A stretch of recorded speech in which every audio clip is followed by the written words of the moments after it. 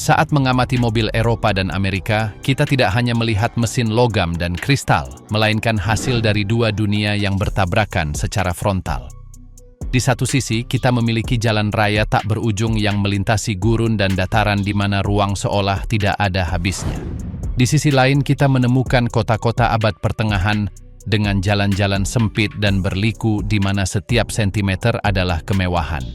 Divergensi ini telah menciptakan dua garis keturunan genetik berbeda yang hari ini akan kita analisis secara mendalam. Itulah sebabnya hari ini kita akan menjawab pertanyaan mengapa mobil-mobil Eropa dan Amerika sangat berbeda. Dan itu belum semuanya. Tetaplah di sini sampai akhir karena kami akan memberitahu Anda mana yang terbaik dan percayalah bahwa Anda tidak akan menyangka jawabannya. Mari kita mulai. Nomor 12, skala dan ukuran.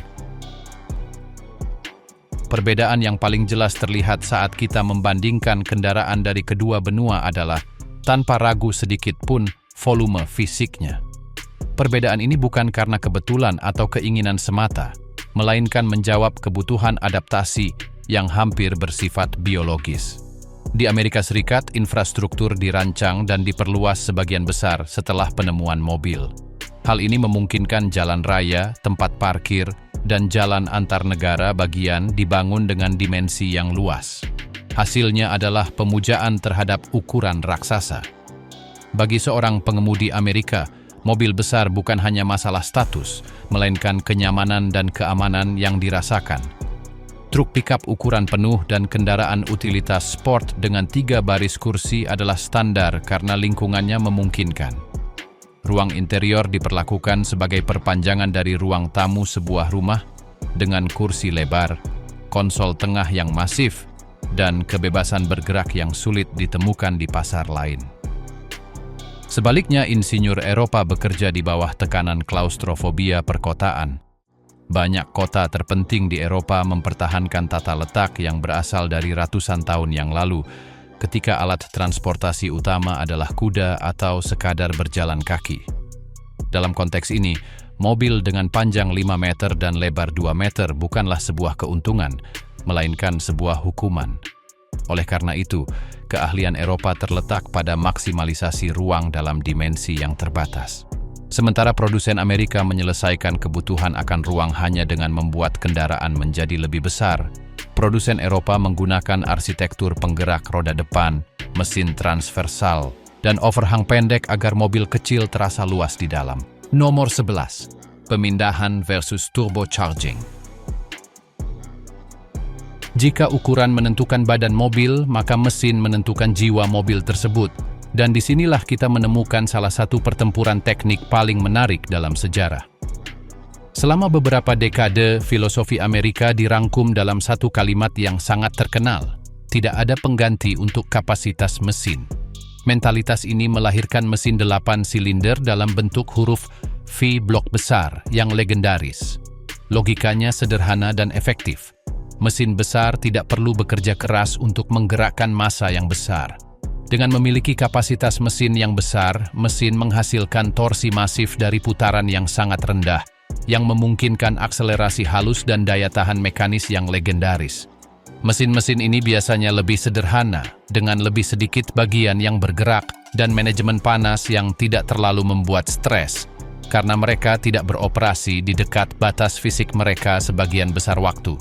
Sebaliknya, Eropa telah menjadi laboratorium dunia untuk efisiensi di bawah tekanan. Karena pajak yang tinggi berdasarkan kapasitas mesin dan harga bahan bakar yang secara historis tinggi, para insinyur Eropa terpaksa memeras setiap tenaga kuda yang mungkin dari mesin kecil. Demikianlah lahir dominasi turbocharger dan injeksi langsung dengan presisi tinggi.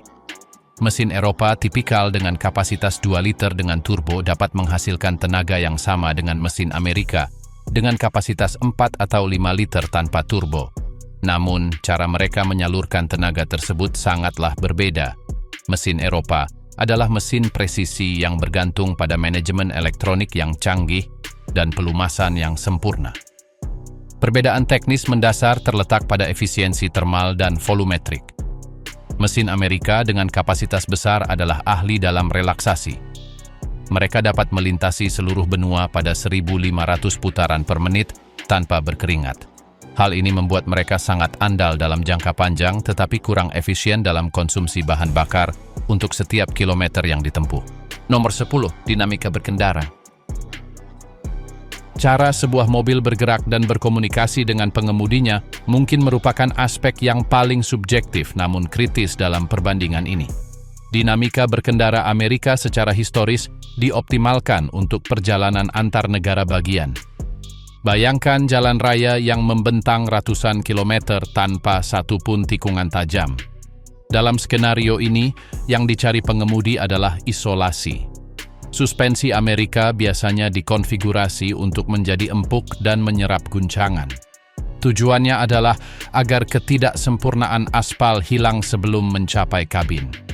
Kemudi biasanya sangat dibantu, memungkinkan pengendalian kendaraan besar dengan upaya minimal yang ideal untuk perjalanan jauh di mana kelelahan adalah musuh utama.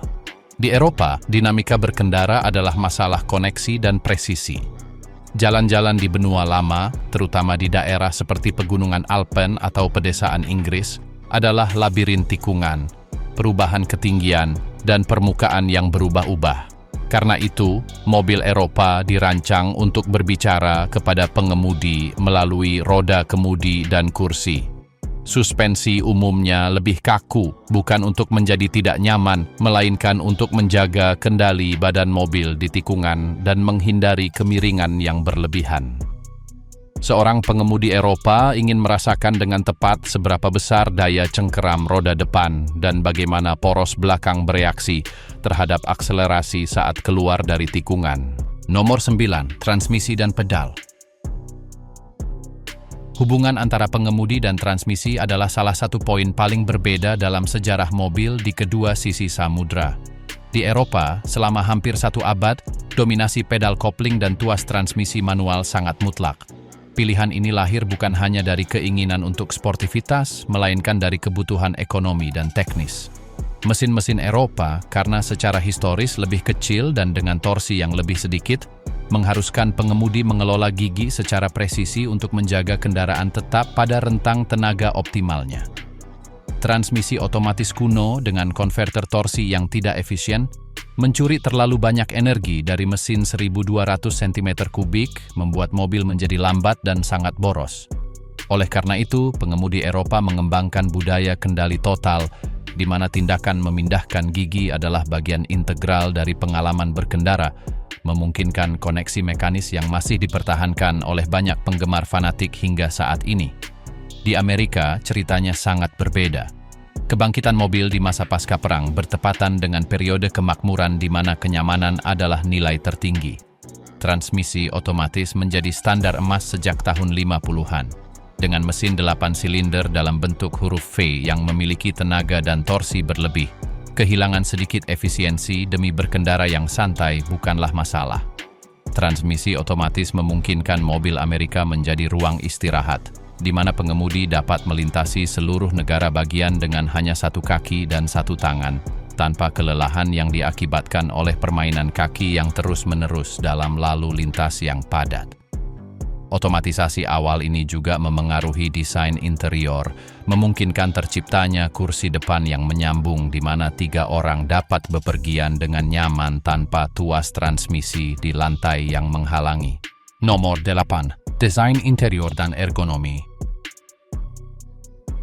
Saat membuka pintu mobil dan duduk di dalam kabin, filosofi desain yang mengatur setiap benua segera terasa.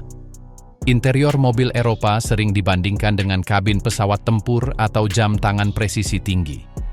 Ergonomi difokuskan secara eksklusif pada pengemudi. Setiap tombol, layar, atau sakelar diarahkan ke orang di belakang kemudi, berusaha agar tangan menemukan apa yang dicarinya tanpa perlu mengalihkan pandangan dari jalan. Bahan-bahannya biasanya padat dan memiliki tekstur yang kompleks, dengan penyesuaian yang begitu milimetris sehingga tampak seperti satu bagian rekayasa. Ruang digunakan dengan efisiensi bedah yang seringkali menghasilkan kursi yang menopang tubuh dengan kokoh, ideal untuk menahan gaya lateral di tikungan, tetapi dapat terasa sempit bagi mereka yang mencari kelegaan total. Desain Amerika, sebaliknya, diatur oleh konsep kelegaan dan keramahan. Kabin kendaraan Amerika berukuran besar terasa lebih seperti kantor mewah atau ruang tamu modern. Di sini, ruang adalah kemewahan yang sebenarnya. Kursinya lebar dan empuk, dirancang untuk mengakomodasi orang dengan berbagai bentuk tubuh dengan kenyamanan maksimal dalam perjalanan 8 jam. Salah satu elemen yang tampak sepele namun mendefinisikan ergonomi Amerika adalah tempat gelas. Sementara di Eropa hal itu dianggap sebagai gangguan yang tidak perlu untuk waktu yang lama, di Amerika itu adalah elemen sentral dari desain. Budaya kopi untuk dibawa pergi dan makanan di dalam mobil selama perjalanan jauh memaksa para desainer untuk menciptakan konsol tengah modular dengan kompartemen raksasa yang dapat memuat mulai dari komputer jinjing hingga botol berukuran 2 liter. Nomor 7. Konsumsi dan peraturan.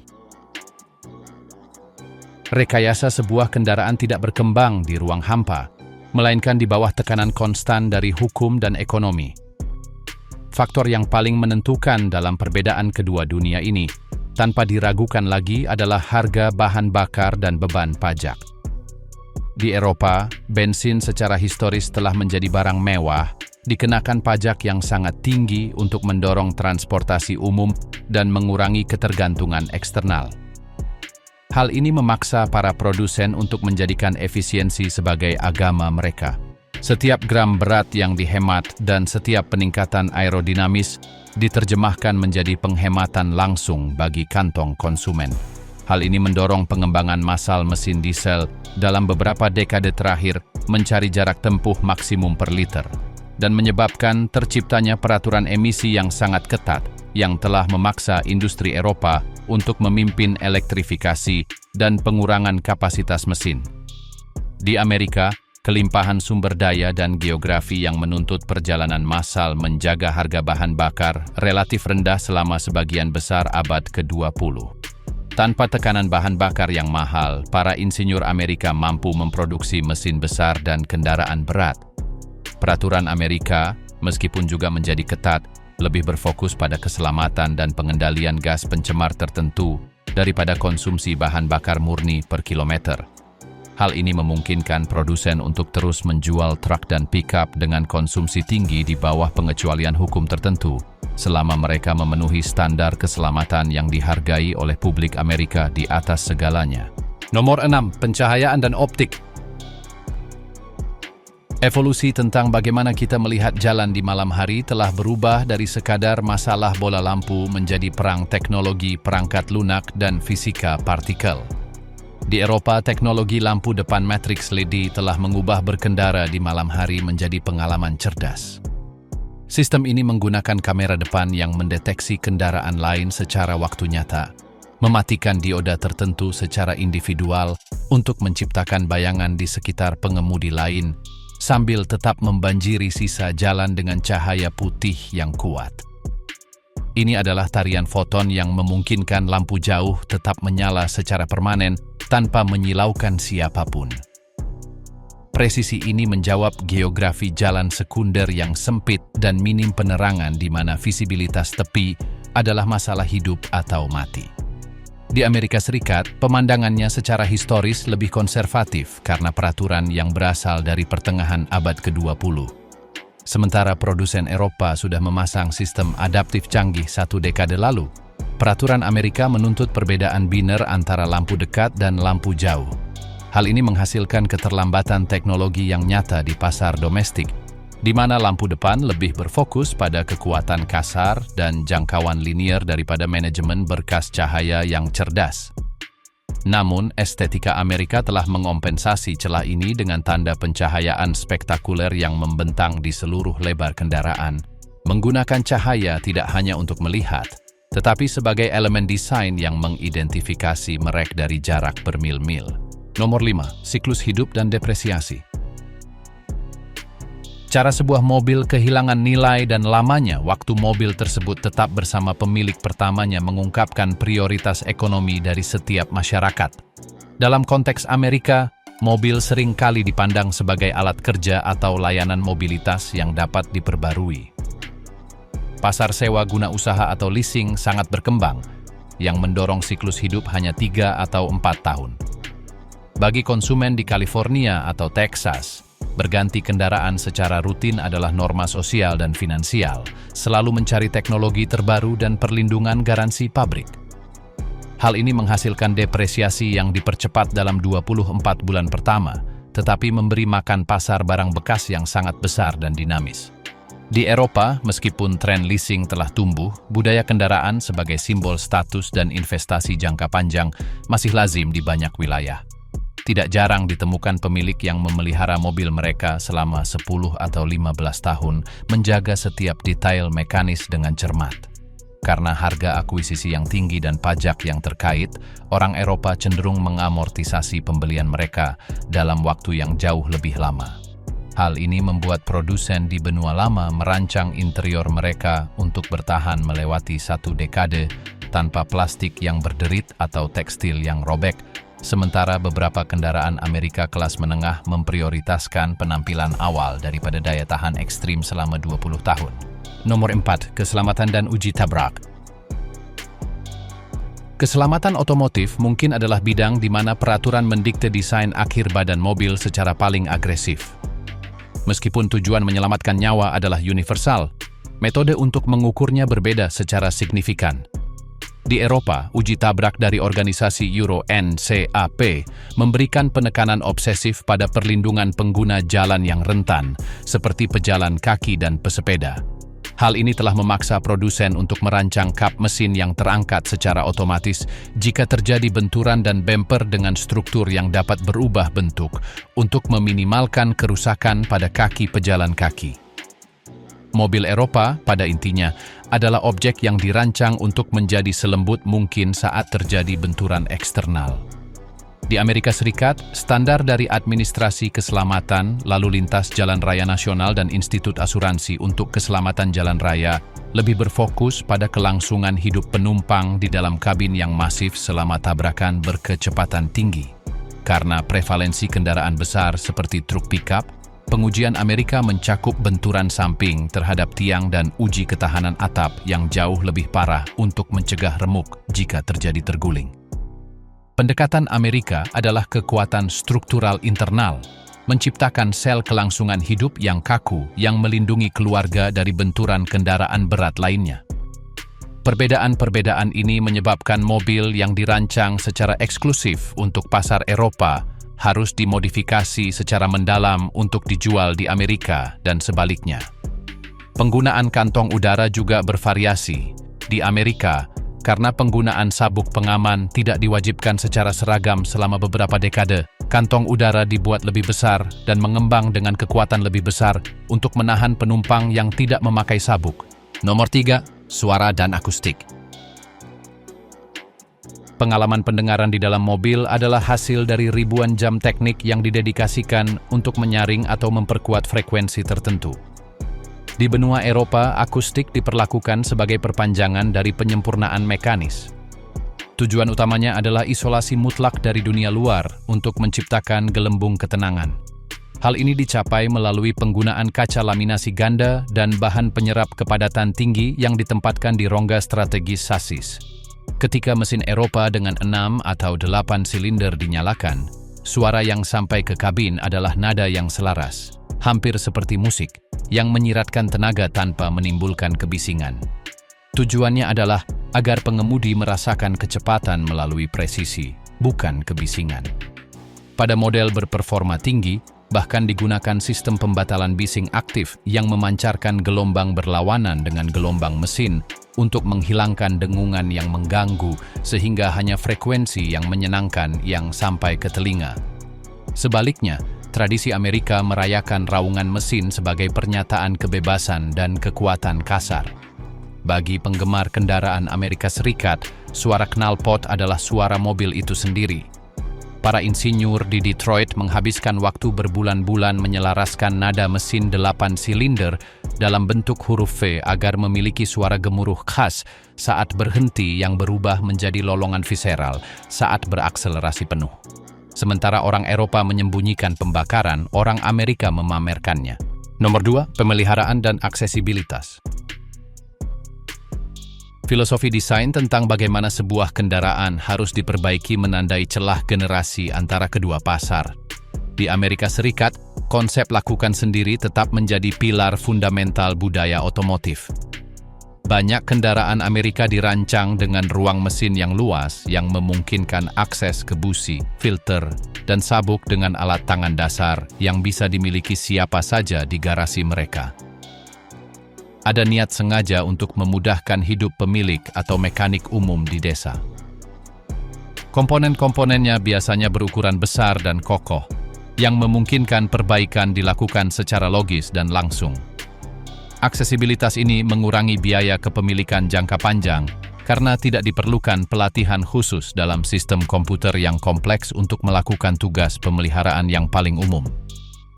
Sebaliknya, teknik Eropa telah bergerak menuju integrasi ekstrim, di mana setiap milimeter persegi dimanfaatkan. Hal ini menghasilkan mesin yang sangat ringkas dan efisien, tetapi menjadi mimpi buruk bagi mekanik amatir. Untuk mengganti baterai sederhana atau bola lampu pada model Eropa tertentu, perlu membongkar seluruh panel, rumah roda, atau bahkan menggunakan perangkat lunak berlisensi untuk mendaftarkan suku cadang baru di komputer pusat kendaraan. Eropa menuntut penggunaan alat khusus yang dirancang eksklusif untuk merek atau model tertentu, yang memaksa pemilik untuk bergantung pada dealer resmi atau bengkel dengan spesialisasi tinggi. Kompleksitas ini tidak terjadi secara kebetulan. Itu adalah harga yang harus dibayar untuk memiliki teknologi paling canggih dan ringkas di dunia. Sementara orang Amerika merancang agar pemilik menjadi pemilik mesin, orang Eropa merancang agar mesin dirawat oleh ahli bersertifikat, guna memastikan standar operasional ketat yang ditetapkan oleh pabrik terpenuhi. Nomor 1. Manajemen termal dan pendinginan. Manajemen suhu adalah faktor yang paling menentukan umur panjang mesin modern, dan disinilah kedua filosofi bentrok dengan hasil yang drastis. Mesin Amerika dirancang untuk beroperasi pada kisaran suhu yang lebih konservatif dan dengan sistem pendingin yang ukurannya dilebihkan. Di negara dengan iklim ekstrim seperti gurun Arizona atau musim dingin Alaska, mesin harus mampu menarik beban berat di bawah matahari yang membakar tanpa berkeringat. Radiatornya masif dan komponen sistem pendingin seperti pompa air biasanya terbuat dari logam dan dirancang untuk rusak dengan cara yang dapat diprediksi. Hal ini memungkinkan mesin bertahan dalam kondisi penyalahgunaan yang akan menghancurkan mesin lain, menjaga stabilitas termal yang melindungi gasket dan segel karet selama ratusan ribu kilometer. Teknik Eropa yang terobsesi dengan efisiensi termal untuk mengurangi emisi, membuat mesin mereka beroperasi pada suhu yang jauh lebih tinggi. Sebuah mesin Eropa beroperasi pada batas atas dari apa yang dapat ditahan oleh material untuk memastikan pembakaran selengkap dan sebersih mungkin.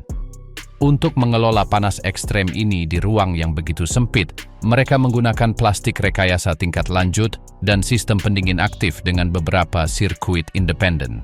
Masalah muncul ketika komponen plastik ini yang terkena siklus panas ekstrim terus-menerus selama 5 atau 6 tahun, menjadi rapuh dan rusak. Jadi mana yang lebih baik? Menentukan mana dari dua dunia ini yang lebih baik membutuhkan pembuangan prasangka dan melihat langsung pada tujuan pengguna. Jika yang Anda cari adalah kendaraan yang terasa seperti perpanjangan dari sistem saraf Anda, di mana presisi kemudi, kecanggihan kabin, dan efisiensi setiap tetes bahan bakar menjadi prioritas, Eropa tidak tertandingi. Mereka adalah mesin yang dirancang untuk dinikmati saat ini, menawarkan pengalaman berkendara yang membenarkan kompleksitas dan biaya perawatannya. Mobil Eropa adalah permata teknologi yang bersinar terang, tetapi menuntut komitmen konstan akan perawatan dan sumber daya. Di sisi lain, jika prioritas Anda adalah ketenangan jangka panjang, kemampuan untuk menghadapi kejadian tak terduga dengan kesederhanaan, dan kepastian bahwa investasi Anda akan terus berfungsi setelah puluhan tahun digunakan, teknik Amerika adalah jawabannya. Ini adalah kemenangan fungsi atas bentuk, daya tahan atas kecanggihan yang fana. Kendaraan Amerika tidak mencoba memukau Anda dengan trik perangkat lunak atau interior sutra. Tujuannya adalah menjadi teman yang tak kenal lelah yang selalu menyala di pagi hari, tidak peduli berapa tahun telah berlalu. Pada akhirnya, mobil Eropa adalah mobil terbaik untuk dikendarai, tetapi mobil Amerika adalah mobil terbaik untuk dimiliki. Pilihan tergantung pada apakah Anda lebih menghargai perjalanan sempurna hari ini atau kepastian untuk sampai ke tujuan setiap hari selama 20 tahun ke depan.